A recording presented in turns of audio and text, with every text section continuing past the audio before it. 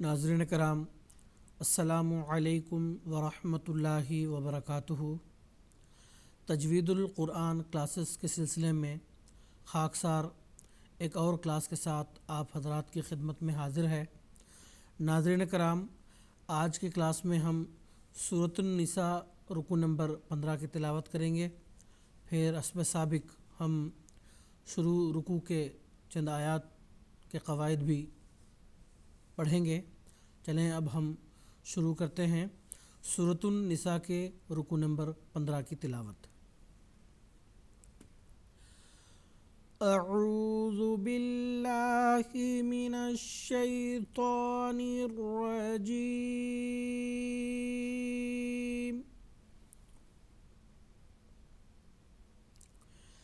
بسم اللہ الرحمن الرحیم۔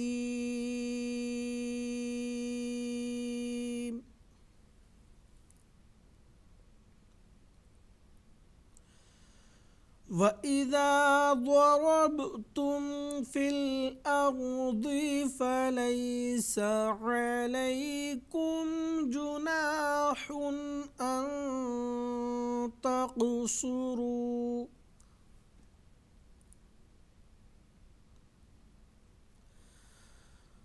فَلَيْسَ عَلَيْكُمْ جُنَاحٌ أَن تَقْصُرُوا مِنَ الصَّلَاةِ إِنْ خِفْتُمْ أَن يَفْتِنَكُمُ الَّذِينَ كَفَرُوا إِنَّ الْكَافِرِينَ كَانُوا لَكُمْ عَدُوًّا مُبِينًا۔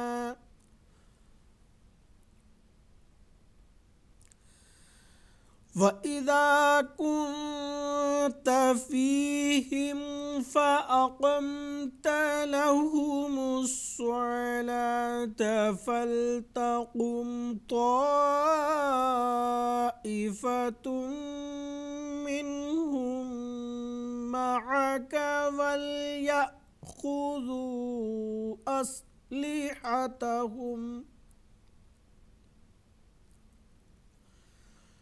فَإِذَا سَجَدُوا فَلْيَكُونُوا مِنْ وَرَائِكُمْ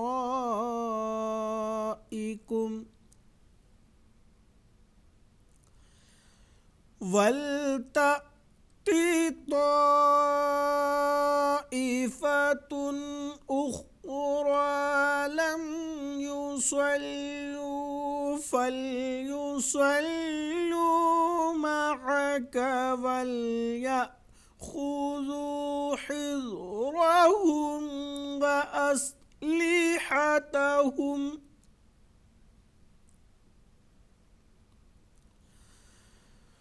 وَدَّ الَّذِينَ كَفَرُوا لَوْ تَغْفُلُونَ عَنْ أَسْلِحَتِكُمْ وَأَمْتِعَتِكُمْ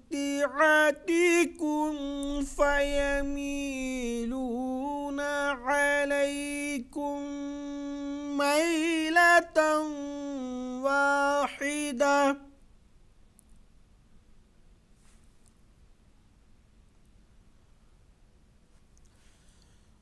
وَلَا جُنَاحَ عَلَيْكُمْ إِن كَانَ بِكُمْ أَذًى مِّن مَّطَرٍ أَوْ كُنتُم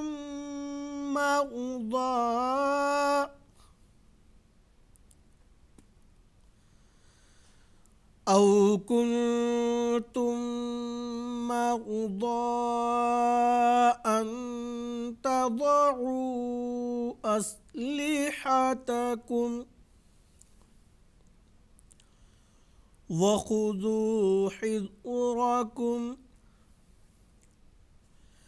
إِنَّ اللَّهَ أَعَدَّ لِلْكَافِرِينَ عَذَابًا تمهينا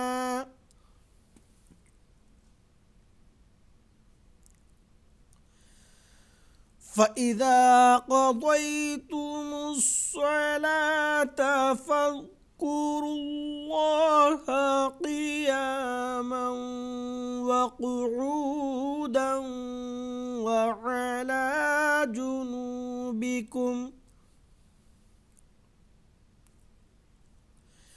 فإذا اطمأننتم فأقيموا الصلاة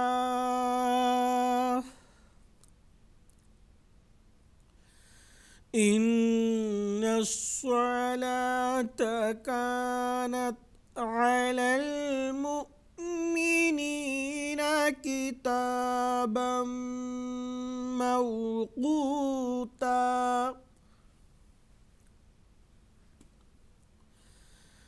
ولا تهنوا في ابتغاء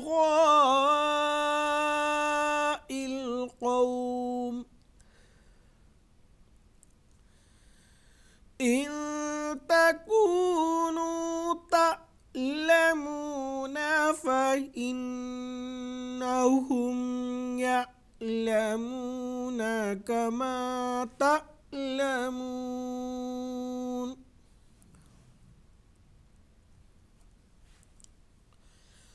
وترجون من الله ما لا يرجون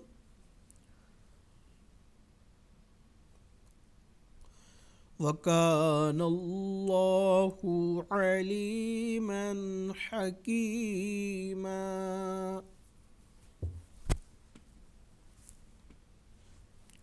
ناظرین کرام، اب تک ہم سورۃ النساء کے رکوع نمبر 15 کی تلاوت سن رہے تھے۔ ابھی ہم شروع رکوع کے چند آیات کے قواعد بھی ہم پڑھیں گے۔ سب سے پہلے وَإِذَا زال کو نرمی کے ساتھ ادا کریں گے۔ ضربتم، ضاد اور را یہ دونوں حروف کو ہم پر ادا کریں گے۔ اس کے بعد با ساکن کو قلقلہ کی صفت کے ساتھ ہم پڑھیں گے۔ فی الارض میں را اور ضاد دونوں حروف کو پر ادا کریں گے۔ فلیسا میں سین کو سخت اور باریک ادا کریں گے۔ جناح ہا کو دو چشمی ہا سے فرق کر کے ادا کریں گے۔ ان یہاں پہ نون ساکن کو اخفا کے ساتھ ایک الف کے برابر غنہ کے ساتھ پڑھیں گے، کیونکہ اس کے بعد تا جو حروف اخفا میں سے ایک حرف ہے وہ آیا ہے، اس وجہ سے نون ساکن کو اظہار نہیں بلکہ اخفا کے ساتھ ہم ادا کریں گے۔ تق قاف حروف قلقلہ میں سے ایک حرف ہے، اس وجہ سے اس کو ہم قلقلہ کے ساتھ ادا کریں گے۔ صاد اور را دونوں حروف یہاں پر ادا کیے جائیں گے۔ اس کے بعد من الصلاۃ میں پھر صاد حروف مستعلیہ یعنی پر ادا کیے جانے والے حروف میں سے ایک حرف ہے، اس وجہ سے اس کو ہم پر ادا کریں گے۔ ان خفتم یہاں پہ نون ساکن کا اظہار ہوگا، کیونکہ نون ساکن اور تنوین کے بعد قاعدہ یہ ہے کہ اگر نون ساکن اور تنوین کے بعد حروف حلقی میں سے کوئی حرف آتا ہے تو نون ساکن کا اظہار ہوگا۔ اس کے بعد این یفتی نون ساکن کے بعد حروف یرملون میں سے ایک حرف یا آیا ہے تو یہاں پہ نون ساکن کا ادغام ہوگا، اور ادغام کے ساتھ ساتھ ایک الف کے برابر غنہ کی آواز کی ادائیگی ہوگی۔ اس کے بعد این یفتنکم الذین، جیسا کہ پہلے بھی بتا چکا ہوں کہ زال نرمی کے ساتھ ادا کیا جائے گا۔ اس کے بعد کفرو میں وقف ہم کر دیے ہیں تو را جو ہے اس کو ہم پر ادا کریں گے۔ ان نون مشدد ہے، یہاں پہ ایک الف کے برابر غنہ کے ساتھ ہم اس کو ادا کریں گے۔ کافرینہ میں رے کو اس کو باریک پڑھیں گے۔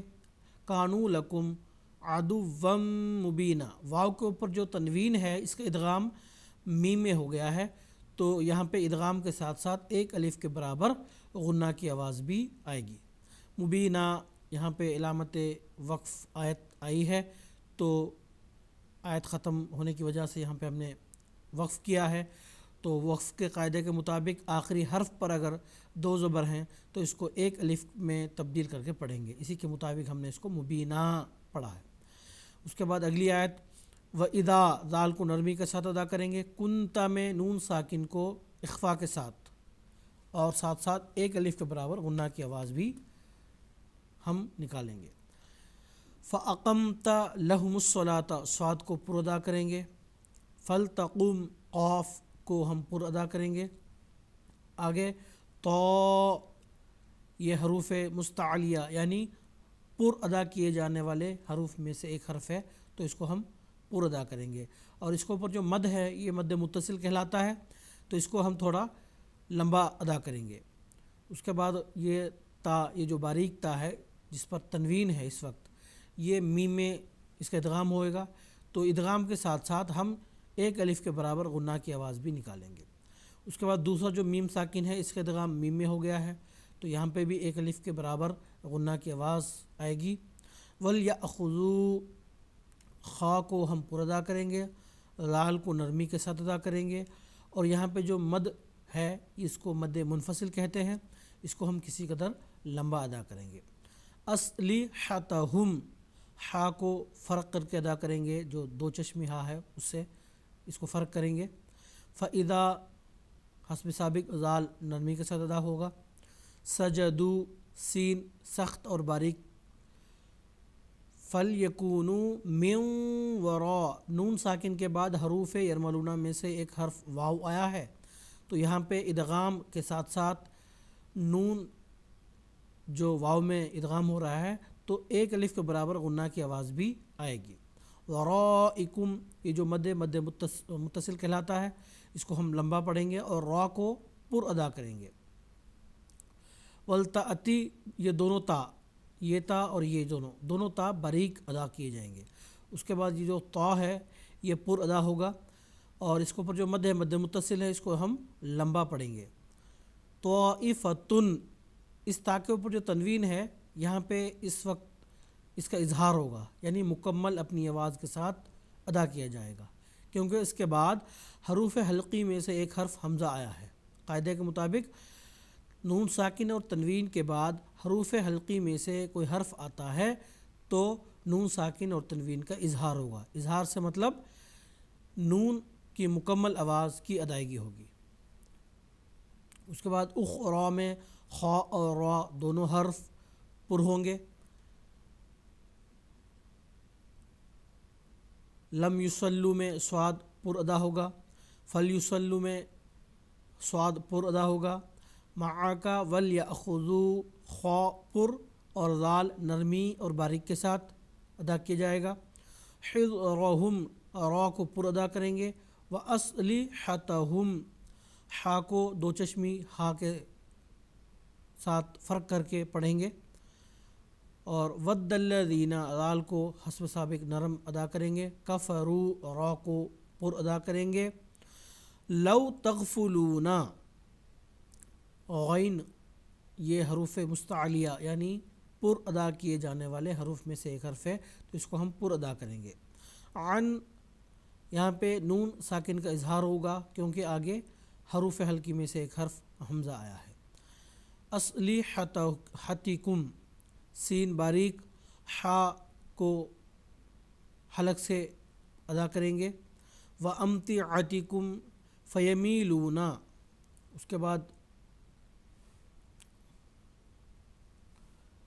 علیکم میم ساکن کے ادغام آگے میم میں ہو گیا ہے، تو یہاں پہ ایک الف کے برابر ادغام کے ساتھ ساتھ گنہ بھی ہوگا۔ مَيْلَتَوْں یہاں پہ تا کے اوپر جو تنوین ہے اس کا ادغام واو میں ہو گیا ہے، تو یہاں پہ بھی ادغام کے ساتھ ساتھ غنہ بھی ہوگا۔ واحدہ یہاں پہ علامت وقف تا آیا ہے، تو وقف کے قاعدے کے مطابق آخری حرف اگر گول تا ہے اس کو ہائے ساکنہ میں تبدیل کر کے پڑھیں گے، تو اسی وجہ سے اس کو ہم نے واحدہ پڑھا ہے۔ ولا جناح علیکم ان کانا یہاں پہ نون ساکن کا اخفا ہوگا کیونکہ آگے کاف جو حروف اخفا میں سے ایک حرف ہے وہ آیا ہے، یعنی اخفا سے مراد نون کی مکمل آواز نہیں ہوگی بلکہ اس کی آواز پوشیدہ رہے گی، اور ساتھ میں ایک الف کے برابر غنہ کی آواز بھی ہوگی۔ بکم ازم مم، یہاں پہ زال کے اوپر جو تنوین ہے اس کا ادغام میم میں ہو گیا ہے، تو ادغام کے ساتھ ساتھ ایک الف کے برابر غنہ کی آواز بھی ہوگی۔ اسی طرح نون ساکن کا بھی ادغام میم میں ہو گیا ہے، تو یہاں پہ بھی ادغام کے ساتھ ساتھ ایک الف کے برابر غنہ کی آواز ہوگی۔ مطرن، طا کو پر ادا کریں گے اور را کے نیچے دو زیر ہیں یعنی تنوین ہے، اس کے یہاں پہ اظہار ہوگا کیونکہ آگے حروف حلقی میں سے ایک حرف حمزہ آیا ہے۔ کنتم، یہاں پہ نون کا اخفا ہوگا، ایک الف کے برابر غنہ کی آواز بھی، اس کے بعد میم ساکن کا ادغام میم میں ہو گیا ہے، تو یہاں پہ ایک الف کے برابر غنہ کی آواز بھی ہوگی۔ مرو، را اور آگے ضاد، یہ دونوں حروف پر ہوں گے، اور ضاد کے اوپر جو مد ہے، مد منفصل ہے، تو اس کو کسی قدر ہم لمبا ادا کریں گے۔